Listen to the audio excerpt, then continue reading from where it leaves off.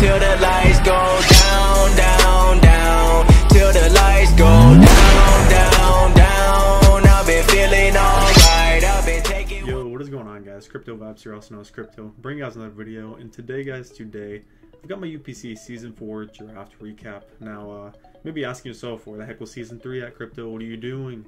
Well, I took some time off, just mainly from Season 3. That's actually all the time I took off, because you can see I'm back now. Mainly just focused on IRL stuff a little bit. Took a break from Mons in general. I still was in some leagues, but non-upload required, and just kind of chilled with the game a little bit. There for a while, I kind of was like, burnt out from Mons, but decided to get back into it. With this, the UPC, and also at the end of this video, I'll go ahead and talk about another league that I'll probably be uploading as well. But yeah, as far as UPC goes, you guys can see the face cam is on. I'm planning on doing face cam for my draft recap, and then all my post-com matches I'm going to be doing post-com. Try doing live recordings for a little bit of my EBT games, which I played, which I won't finish just because of I don't know, the league's a mess right now. But yeah, not a shot at the EBT, by the way, but UPC. Anyways, out of 12 coaches, we ended up getting the 12th overall pick, so that means we got the wheel pick, considering there's 12 coaches in this draft. See if I can remember everybody's name off the top of my head. I know a lot of returning coaches are from Season 2, if you guys remember any of the names, but we got all the moderators being Honor, Sketch, Sumami, Bash, and Oak. Then that means I'm another player. That means the 6 other players would be Splurge, Lunar, Kurt, Jimmy, AZ, and Arceus. Okay, so I got everybody down. That's all the players coming back for Season 4. And yeah, anyways, getting into it, we got the 12th pick overall, and this is an Ubers league if you guys did not know already. You got your S tiers and your A tiers. S tiers being things broken, like I know we're on Arceus this season with like a lot of nerfs to it, like you can't use Swords Dance, there's a ton of setup options you can't use with it, but it's still really good. Nonetheless, Kyogre actually ended up getting banned, which is kind of sad because I enjoyed my Kyogre, but it's understandable. Sketch used it in Season 3 and it did some pretty good work for him, I'm pretty sure. And then there's the A tiers like Magearna, which should be F tier in my opinion, Naganadel, Megaladios, I believe, Landorus, Incarnate. There's different things like that in tier A, so really good stuff. And then you obviously got your tier 1s, 2s, 3s, 4s, and 5s, and free points. So yeah, anyways, you can see with my S tier slot, I decided to pick up Mega Ampharos, just to really, no, this is not my S tier. This is definitely not my S tier. This is one of my tier 3s. With these first 2 picks, they're definitely kind of meme picks, but I did not meme the draft. I definitely didn't. I still felt like I drafted a pretty good team for even taking my first 2 picks, what they were. First 3 actually, for what they were. But yeah, I think we did pretty good rebounding from the rest of this. But we decided to go with Mega Ampharos. Mega Ampharos is obviously not the fastest guy in the world, not the ideal dragon type, but it's just, you know, it's basically my mascot mega formed. This year is going to be Fabio. I don't have the nicknames in right now, but this year will be Fabio, the Mega Ampharos. Definitely wanted to draft this thing for a while. I've never used it in leagues, if that sounds surprising to anybody that knows I'm a big Ampharos fan. Ampharos, whatever you want to call it. But yeah, really excited to try this thing out. I know it's really, really slow, so some kind of Trick Room support, maybe even a little bit of Tailwind could be nice throughout the season. So we'll have to see how I drafted around this thing.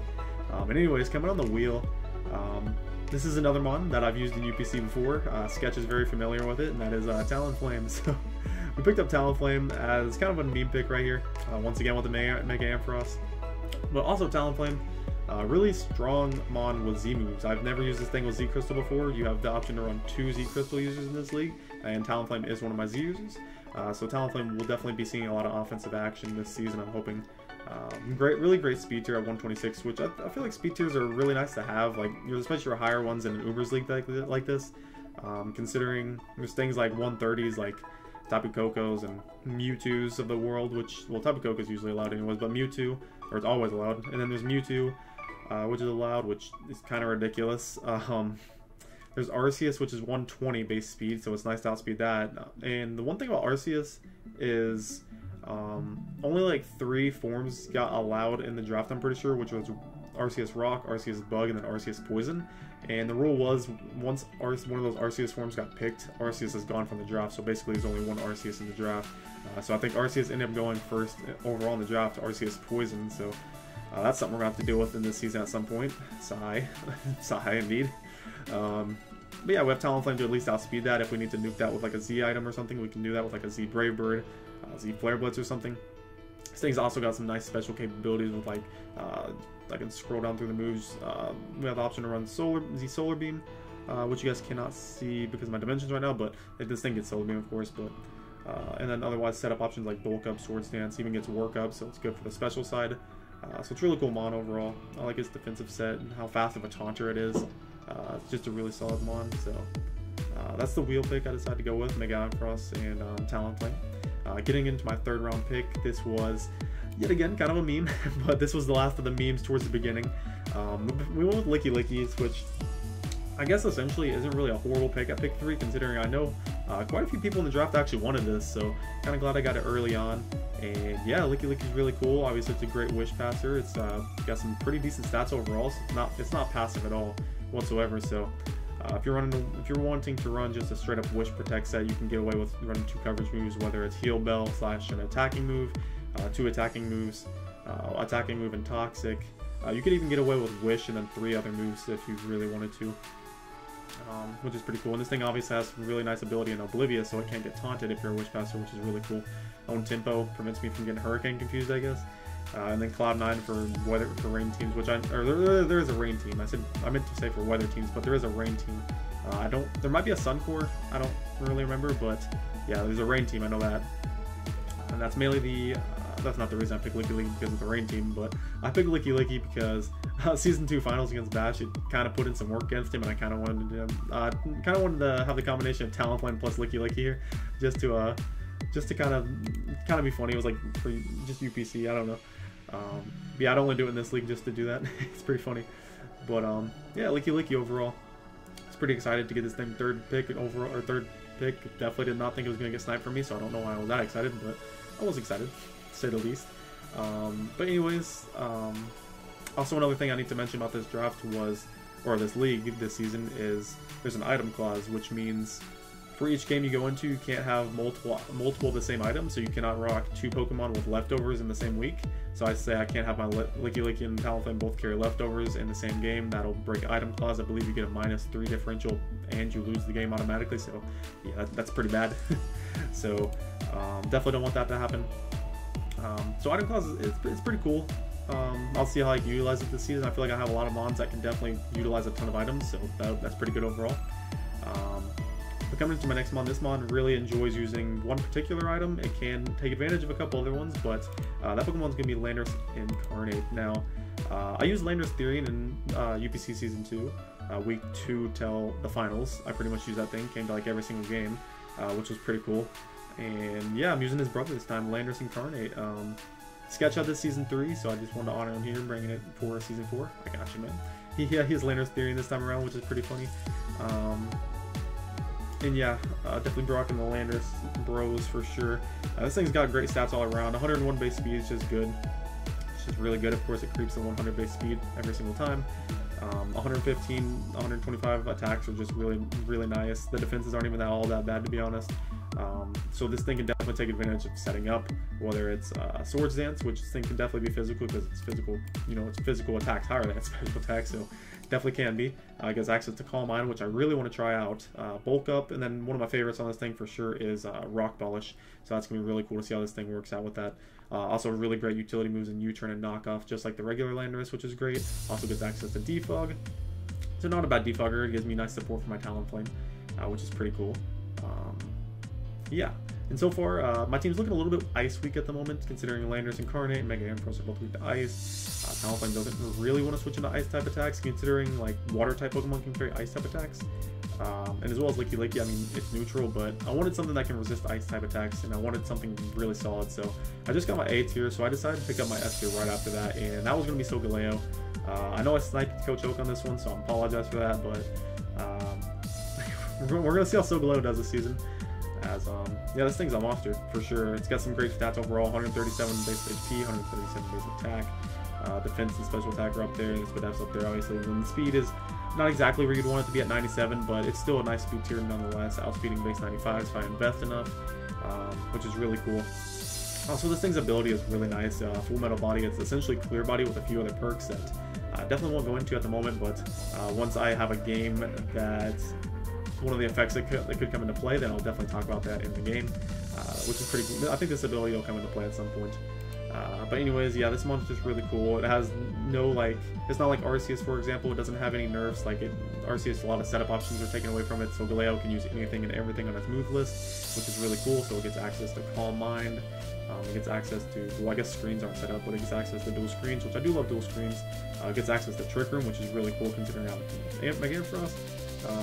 Gets access to Cosmic Power as well as Iron Defense. So really solid there. And then scrolling on the list, it'll just work up at the end for setup wise. But this thing also just gets great coverage moves in general with Crunch, Flare Blitz, Iron Head, Knockoff, Roar for phasing, Zen Headbutt, and Wall Charge. So really solid all around. It's really good physical attacker, but it can definitely put in some work especially, or just special wise in general. And then it also does, I forgot to mention, it also does get Morning Sun, which is pretty important. Recovery. Oh, it must be down here. Did I miss it? I know it gets Morning Sun. Yeah, Morning Sun right here. Yeah, so Galeo, really excited to try this thing out. Definitely think it can put in some work for sure. Steel and Psychic type is essentially a better Jirachi, although it's like, you know, it's weaker than Jirachi in special defense and lower speed, but it's better otherwise. And the ability may not be as good, but actually it might be up there because this ability is really nice actually. Essentially Clear Body, like I said, with some other perks. But anyways, get into my next pick, my 6th pick. I only had one rocker at the moment, being my Landorus Incarnate, and I really didn't want to rely on this thing to be my rocker every single week. Being that, you know, it's such a good offensive mon almost every single time. I wanted something that could really just take advantage of setting up Stealth Rocks, being a really good support mon, and something that only has one weakness as well, being my Seismitoad. So what you may notice right now after picking up the Seismitoad is we have 3 Pokemon that are 4 times weak to certain moves, and all those different moves are different typings. So Talonflame, 4 times weak to Rock, Lando, 4 times weak to Ice, and now Seismitoad, 4 times weak to Grass. So you can go ahead and pick your hidden powers with this team so far, which is pretty cool in my opinion. It's obviously, you know, you don't want to like shout out your weaknesses obviously, but I think it's pretty cool that the fact you can really stack 4 times weaknesses. I think it does make a team better and completely, to me, in my opinion. In my opinion. Also, Seismitoad I'm really excited about. It has 2 really great abilities I can talk about. Poison Touch, I guess I might run Poison Touch at some point, you never know. That's something to keep in mind, but Water Absorb, obviously a great ability, so this thing can really take advantage of just water types and electric types having 2 different immunities, which is great. Also, like I said, just being a really reliable Stealth Rocker, which is great, something I wanted on this team, which I think I do have another really reliable Stealth Rocker, which I'll talk about once it comes up. But for now, we have our Seismitoad. Also gets access to Swift Swim. I'll go ahead and break right now. I don't have a Drizzle user or Rain Setter at all, so I can obviously choose to run manual Rain Dance if I wanted to. Seismitoad's no joke under Rain because this thing does have a nice 74 base speed stat, which is definitely respectable in Rain, being able to outspeed a ton of different stuff. I don't really know what exactly it can outspeed under Rain, but I believe 130s are the highest it can outspeed, which is pretty freaking fast. Maybe 125s, but I'm not sure, like base speed I'm talking about, but yeah, otherwise, this thing's got some decent attack, special attack. You guys pretty much all know all the moves you can go through on this thing. It can be special physical attacker. It only gets Hydro Pump as its only water move, which is, or only, wait, let me check this actually. Type water. Yeah, it doesn't get any physical water moves is what I meant to mention. So no Liquidation, no Waterfall, no Aqua Jet, Scald, Surf, Hydro Pump, Muddy Water, Water Pulse, different things like that.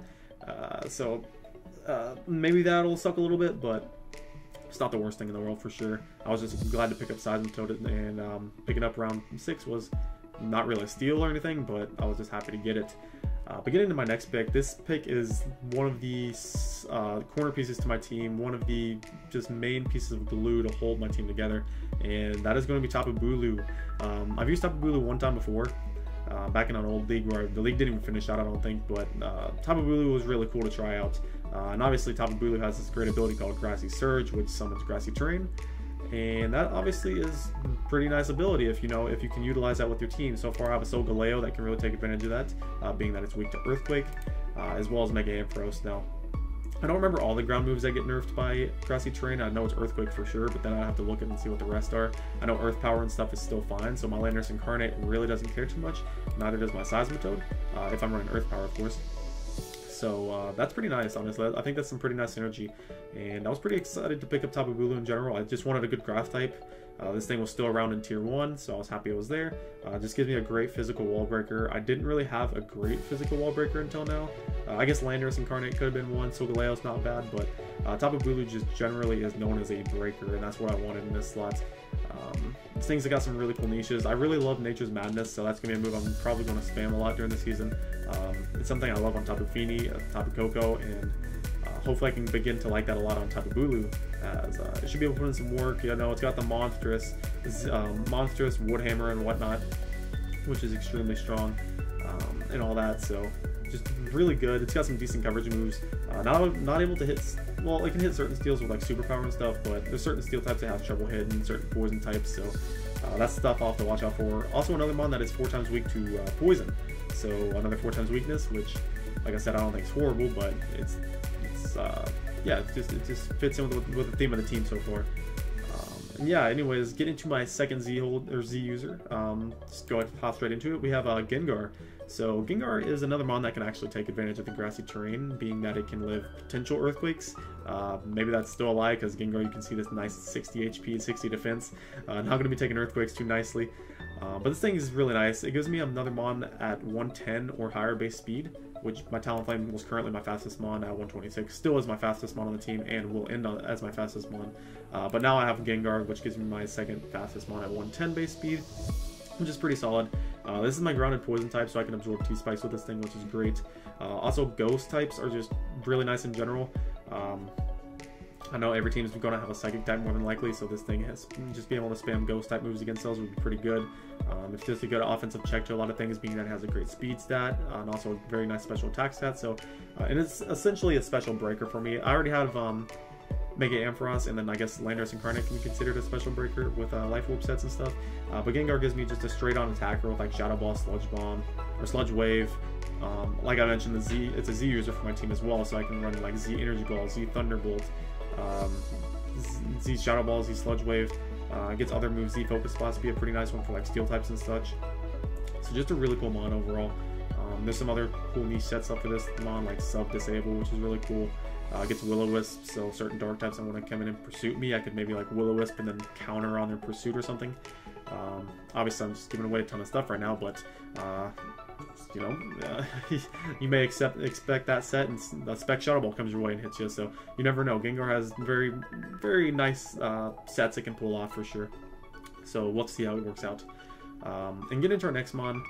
This mon actually doubles up our steel type category and our fire type category, but meshes with the team so well. And you hear this name come up a lot when you hear the name Tapu Bulu, and that is going to be Heatran. So we got the Bulu-Tran core here, picking up Heatran. You know, obviously the great ability being Flash Fire, so that really helps my Tapu Bulu, so Galeo out so far, being that they don't ever want to stay on anything like a fire type move that comes out, Fire Blast, Flare Blitz, anything like that. So we have a Heatran now, which is great.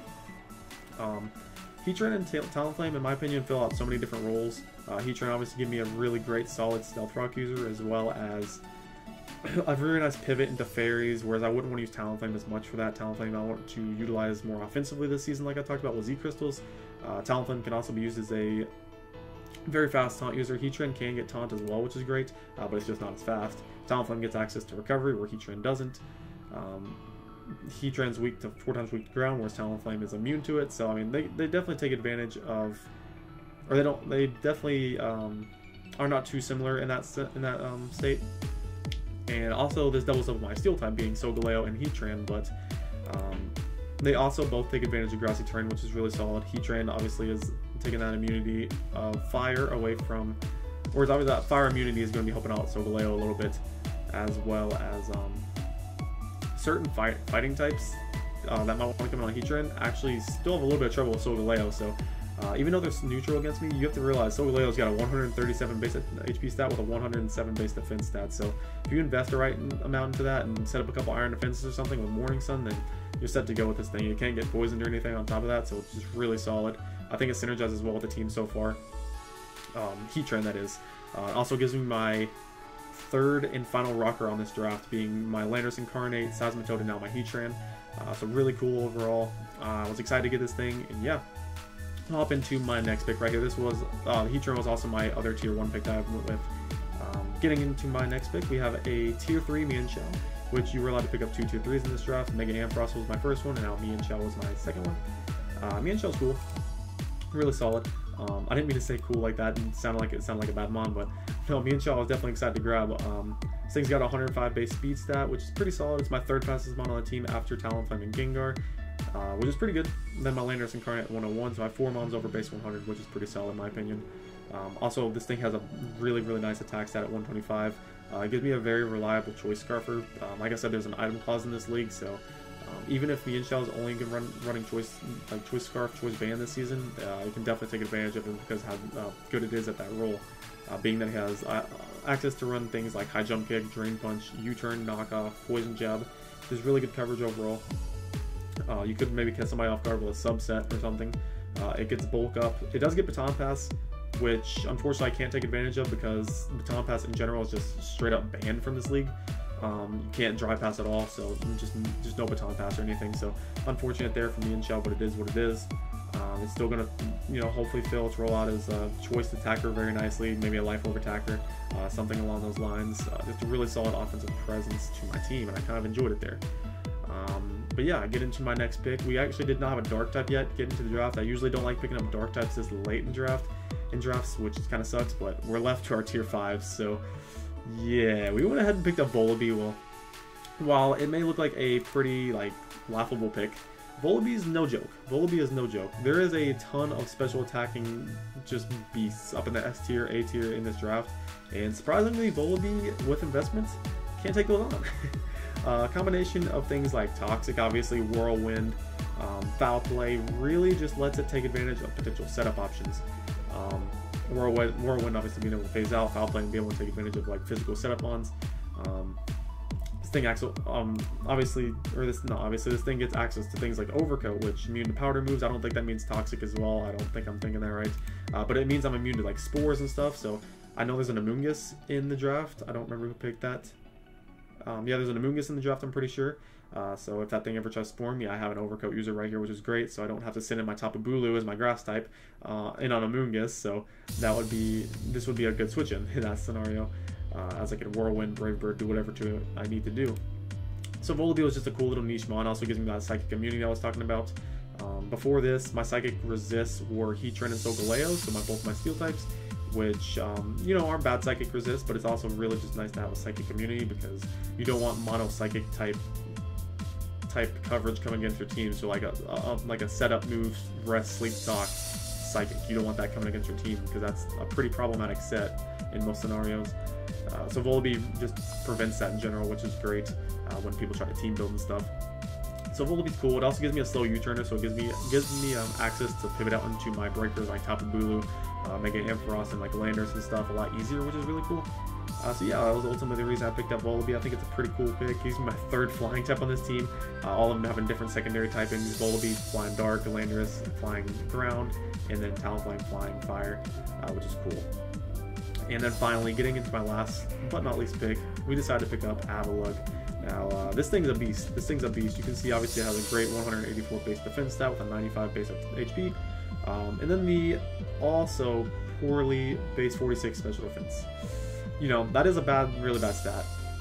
But when you think of it like this, there are a couple S tiers in this draft.